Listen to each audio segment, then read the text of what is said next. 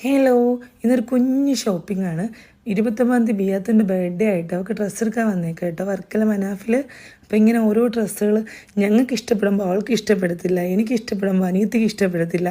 അങ്ങനെ ഇങ്ങനെ കൺഫ്യൂഷനായിട്ട് ഓരോ ഡ്രസ്സുകൾ ഇങ്ങനെ നോക്കിക്കൊണ്ടിരുന്നപ്പോഴാണ് ലാസ്റ്റ് എനിക്കും അവൾക്കും അനിയത്തിക്ക് ഇഷ്ടപ്പെട്ട ഈ ഒരു ഡ്രസ്സ് ഞങ്ങൾ സെലക്ട് ചെയ്തത്. നിങ്ങൾക്ക് ഇഷ്ടപ്പെട്ട ഡ്രസ്സ് ഏതാണെന്ന് കമൻറ്റ് ചെയ്യാം കേട്ടോ. എന്നാ പിന്നെ ബാക്കിയും കൂടി അങ്ങോട്ട് കേട്ടോളിട്ടാ.